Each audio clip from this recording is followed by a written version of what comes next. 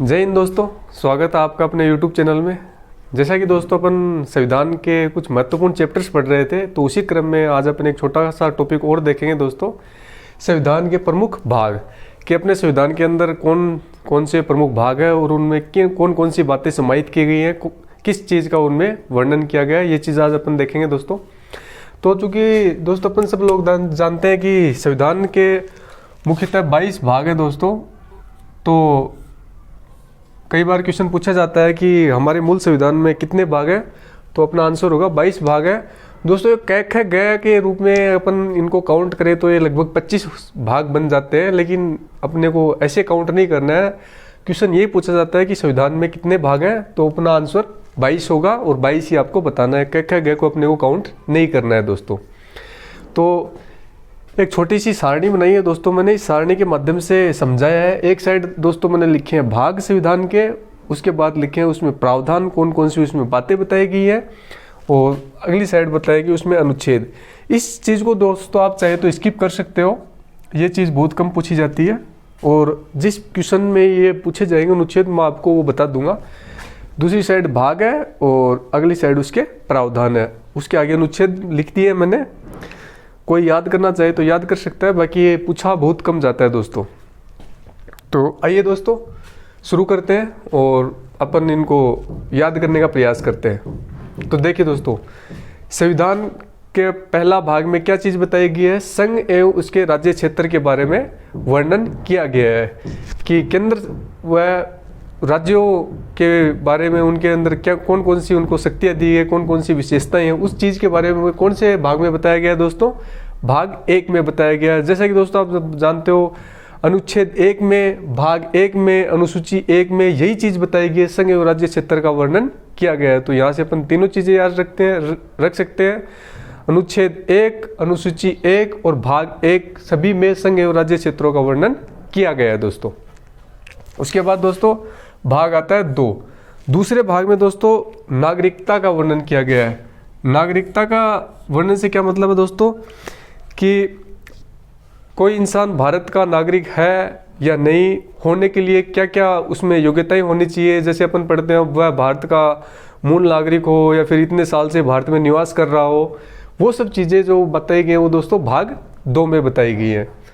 तीसरी चीज़ दोस्तों अपना तीसरा भाग आता है दोस्तों भाग 3। भाग 3 में दोस्तों क्या बताया गया है, इसमें मौलिक अधिकार का वर्णन किया गया है कि अपने जो वर्तमान में 6 मौलिक अधिकार है उनका जो वर्णन मिलता है वो दोस्तों भाग 3 में मिलता है। और भाग 4 में दोस्तों राज्य की नीति निर्देशक तत्वों का वर्णन किया गया है कि सरकार या राज्य को किस प्रकार के नीति बनानी चाहिए, किस प्रकार के कानून बनाने चाहिए, ये सब वर्णन वो दोस्तों भाग 4 में किया गया है।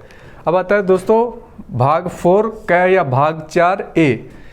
इसमें मौलिक कर्तव्य या मूल कर्तव्यों का वर्णन किया गया है, और ये किस संविधान संशोधन के तहत जोड़े गए थे दोस्तों, 42वें संविधान संशोधन 1976 के तहत इनको जोड़ा गया था संविधान में। तो इसका जो अनुच्छेद है दोस्तों ये याद रख लेना, अनुच्छेद 51A के तहत ये जोड़े गए थे। तो यहाँ से अपन ने इसको देखा। तो देखिए दोस्तों अब अपन इनको एक क्रम से याद रखते हैं। इन चारों पांचों को अपन एक साथ याद करेंगे। कौन कौन से दोस्तों, 1, 2, 3, 4 और 4 कै। तो किस प्रकार से याद करेंगे दोस्तों, 1 केंद्र और राज्य के बीच में वर्णन किया गया है भाग 1 के अंदर। 2 के अंदर दोस्तों नागरिकता का वर्णन किया गया है। 3 के अंदर दोस्तों मूल अधिकारों का वर्णन किया गया है। 4 के अंदर दोस्तों राज्य के नीति निर्देशक तत्वों का वर्णन किया गया है। और 4 कै के अंदर दोस्तों मौलिक कर्तव्यों का वर्णन किया गया है। तो यहाँ से दोस्तों अपन ने इन पांचों को एक साथ एक ग्रुप के रूप में अपन ने याद किया। उसके बाद दोस्तों आगे आते हैं, उसके बाद आता है दोस्तों भाग 5। भाग 5 में दोस्तों संघ या जिसको आप बोल सकते हो केंद्र सरकार के बारे में वर्णन किया गया है कि हमारे संविधान में एक राष्ट्रपति होगा, उपराष्ट्रपति होगा, प्रधानमंत्री होगा, किस प्रकार से कैबिनेट मंत्री बनेंगे, उन सब चीज़ों का वर्णन हो भाग 5 में किया गया है दोस्तों। अब दोस्तों भाग आता है 6। भाग 6 में दोस्तों राज्य, चूँकि केंद्र के बाद सबसे बड़ी इकाई राज्य आती है, तो राज्य के में किस प्रकार से मुख्यमंत्री होगा, मंत्री होंगे, राज्यपाल होगा, उन सब का वर्णन दोस्तों वो भाग 6 में किया गया है। अब आता है दोस्तों भाग 7। भाग 7 में दोस्तों भाग 7 को दोस्तों निरस्त कर दिया गया है। कब निरस्त किया था दोस्तों? 7वें संविधान संशोधन 1956 के तहत इसको निरस्त कर दिया गया। तो यहाँ से अपने को इतना ही याद रखना है, भाग 7 को कब निरस्त किया गया? 7वें संविधान, मतलब 7 को 7वें संविधान संशोधन 1956 के अंदर दोस्तों। तो 7वें संविधान संशोधन, दोनों को साथ साथ से याद रखना आपको।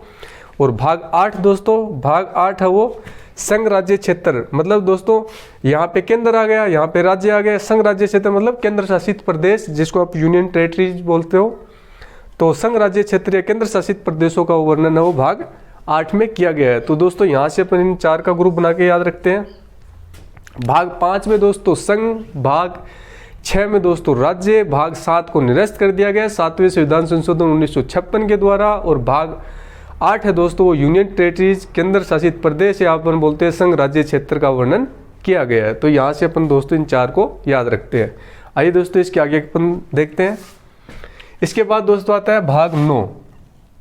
भाग 9 के अंदर दोस्तों पंचायती राज व्यवस्था का वर्णन किया गया है कि अपने शासन की जो सबसे छोटी इकाई है, जो पंचायत है, गाँव में ग्राम पंचायत होती है, उसका वर्णन जो दोस्तों किया गया है वो भाग 9 के अंदर किया गया है। तो यहाँ से दोस्तों 9 में पंचायत, 9 के अंदर दोस्तों नगर पालिका, जो शहरों या नगरों में जो जिस प्रकार गांव में ग्राम पंचायत कार्य करती है, उसी प्रकार शहरों या नगरों में नगर पालिका कार्य करती है। तो वो 9 क में दोस्तों नगर पालिका का वर्णन किया गया। 9 ख के अंदर दोस्तों सहकारी समितियां, ये भी गाँव में छोटे स्तर पर कार्य करती है, तो सहकारी समितियों का वर्णन किया गया है। तो ये दोस्तों इन तीनों को एक साथ याद रखेंगे। 9, 9 क और 9 ख। 9 में पंचायती राज व्यवस्था, 9 क में नगर पालिका और 9 ख में सहकारी समितियों का वर्णन किया गया है दोस्तों। इसके बाद दोस्तों आगे आते हैं। इसके बाद दोस्तों 10 और 11 को अपन एक साथ याद रखेंगे। 10 में दोस्तों अनुसूचित जाति और अनुसूचित जनजाति के लिए विशेष प्रावधान का वर्णन किया गया है। जैसे कि दोस्तों अपन सब लोग जानते हैं, भारत के कुछ एक हिस्सों में विशेष रूप से अनुसूचित जाति या अनुसूचित जनजातियों की बहुतायत संख्या मिलती है, मतलब बहुत ज़्यादा मात्रा में पाई जाती है। तो वहाँ पर उनको विशेष अधिकार दिए गए हैं उस पर्टिकुलर एरिया में। तो उसका वर्णन है दोस्तों वो भाग 10 में किया गया है। संविधान के भाग 10 में अनुसूचित जाति और अनुसूचित जनजाति को विशेष अधिकार प्रदान किए गए भाग 10 के अंदर दोस्तों। भाग 11 के अंदर दोस्तों संघ व राज्यों के मध्य संबंधों को दर्शाया गया है। ये दोस्तों इंपॉर्टेंट है, इसको पूछा जाता है बार बार। भाग 11 में दोस्तों क्या बताया गया है? संघ और राज्य क्षेत्र के बीच में संबंध बताया गया है, मतलब केंद्र सरकार और राज्य सरकार के बीच में किस प्रकार के संबंध होना चाहिए उसका वर्णन है वो भाग 11 में बताया गया। जैसे वित्तीय संबंध है, विधायी संबंध है, किस प्रकार से वो धन का बंटवारा करते हैं केंद्र सरकार राज्य सरकार को, या किस प्रकार से विधायी शक्तियों का बंटवारा किया गया है केंद्र सरकार और राज्य सरकार के मध्य, वो सब वर्णन दोस्तों भाग 11 में किया गया है। अब आता है दोस्तों 15 के अंदर दोस्तों निर्वाचन के अंदर दोस्तों जो भी अपना निर्वाचन आयोग है, मुख्य निर्वाचन आयुक्त है, इन सब का जो वर्णन किया गया दोस्तों भाग 15 में किया गया है। और भाग 17 में दोस्तों राजभाषा का वर्णन किया गया है। ये भी दोस्तों पूछा जाता है कि राजभाषा का वर्णन किस भाग के अंदर मिलता है? भाग 17 में। और इसका अनुच्छेद भी दोस्तों पूछा जाता है। अनुच्छेद 343 में राजभाषा, भारत की राजभाषा दोस्तों हिंदी होगी और लिपि है दोस्तों देवनागरी लिपि होगी। तो इस चीज का वर्णन है अनुच्छेद 343 और भाग पूछे तो भाग 17। अब आता है दोस्तों भाग 18। भाग 18 में दोस्तों आपात उपबंध है, उनका वर्णन किया गया है। चूंकि दोस्तों अपन सब लोग जानते हैं कि अपने यहाँ पे 3 प्रकार के आपात लगाए जाते हैं, 352, 56, 60। 352 में राष्ट्रीय आपात, राष्ट्रपति शासन और वित्तीय आपात, ये 3 प्रकार के अनुपात लगाए जाते आपात उपबंध है। तो इनका वर्णन दोस्तों भाग 18 के अंदर किया गया है। और भाग 20 दोस्तों लास्ट है अपना, इसमें संविधान संशोधन की प्रक्रिया का वर्णन किया गया है कि भारत ये संविधान में जब संशोधन करते हैं तो किस प्रकार से संशोधन करते हैं। जैसे अपने केंद्र व राज्य सरकार को सामान्य बहुमत से संशोधन करना, या फिर विशेष बहुमत से संशोधन करना, या विशेष बहुमत में राज्य सरकारों के सदस्यों की 2/3 सदस्यों की सहमति प्राप्त करना या आधे से ज़्यादा सदस्यों की सहमति प्राप्त करना, इन सब चीज़ों का वर्णन है वो संविधान संशोधन की प्रक्रिया का जो वर्णन है वो भाग 20 में अपना किया गया है। इसका आर्टिकल भी पूछा जाता है, संविधान संशोधन से संबंधित आर्टिकल 368 है, अनुच्छेद नंबर 368 पूछा जाता है। और संविधान संशोधन की प्रक्रिया दोस्तों वो साउथ अफ्रीका या दक्षिण अफ्रीका के संविधान से ली गई है। तो यहाँ से दोस्तों अपने इन चार्ट्स को एक ग्रुप बना के याद रखते हैं या पेयर के रूप में याद रखते हैं। 15, 17, 18 और 20। 15 में दोस्तों निर्वाचन, 16 के अंदर दोस्तों राजभाषा और सॉरी दोस्तों 15 के अंदर निर्वाचन, 17 के अंदर राजभाषा, 18 के अंदर आपात उपबंध और 20 के अंदर दोस्तों संविधान संशोधन की प्रक्रिया जो बताई गई है दोस्तों वो अपने जो भाग है वो 20 में बताई गई है। तो इस प्रकार से दोस्तों अपन ने इनको एक ग्रुप्स के छोटे छोटे ग्रुप्स बनाकर इनको याद किया और अपन ने इनको सीखने का प्रयास किया। तो आइए दोस्तों एक बार अपन इनको रिकॉल करते हैं और पूरा एक बार वापस इनको याद करते हैं। तो देखिए दोस्तों यहाँ पे अपना 1 से लेकर अपन ने 5 तक ग्रुप बनाया, 1, 2, 3, 4 और 4 कै।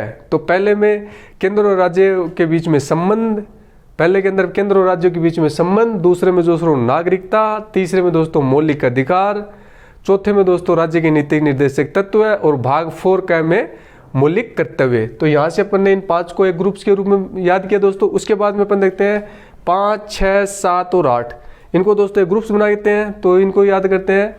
5 के अंदर दोस्तों संघ, 6 के अंदर राज्य, 7 को निरस्त कर दिया गया 7वें संविधान संशोधन द्वारा और 8 का है जो दोस्तों संघ और राज्य क्षेत्र या फिर जिसको आप बोलते हैं केंद्र शासित प्रदेश। तो इनको अपन ने एक ग्रुप बना के याद किया। उसके बाद दोस्तों अपन इन 3 को याद रखते हैं। 9 कै, 9 खै। 9 के अंदर दोस्तों पंचायत, 9 ख के अंदर नगर पालिका और 9 ख के अंदर है दोस्तों वो सहकारी समितियां। उसके अंदर दोस्तों उसके बाद आते हैं अपन 10 और 11। 10 के अंदर दोस्तों अनुसूचित जाति और अनुसूचित जनजाति के क्षेत्र के बारे में वर्णन किया गया है और 11 के अंदर दोस्तों बताया गया राज्य और केंद्र के बीच में जो संबंध है, किस प्रकार से संबंध है, केंद्रीय संबंध या विधायी जो संबंध है या फिर वित्तीय जो संबंध है वो किस प्रकार से होंगे, वो अनुच्छेद नंबर 11 में बताया गया है। इसके बाद अपन दोस्तों 15, 17, 18 और 20। 15 के अंदर दोस्तों निर्वाचन, 17 के अंदर दोस्तों राजभाषा, 18 के अंदर आपात उपबंध और 20 के अंदर दोस्तों वो संविधान संशोधन की प्रक्रिया जो 368 अनुच्छेद से ली गई है और दक्षिण अफ्रीका के संविधान से ली गई है। तो इनको अपन एक ग्रुप बना के याद करते हैं। इस प्रकार दोस्तों अपन एक छोटे से टेबल के रूप में सजा के अपन ने जो भी अपने भाग थे महत्वपूर्ण जो पूछे जाते हैं तो अपन ने इनको एक टेबल फॉर्मेट के माध्यम से याद किया और उम्मीद करते हैं कि ये वीडियो आपको पसंद आएगा और आपको याद हो चुका होगा। तो वीडियो अगर दोस्तों पसंद आए तो वीडियो को शेयर करें, लाइक करें और कमेंट करना ना भूलें और अपने दोस्तों को वीडियो को शेयर करें और अपने चैनल को दोस्तों सपोर्ट करें। जय हिंद दोस्तों, मिलते हैं नेक्स्ट वीडियो में।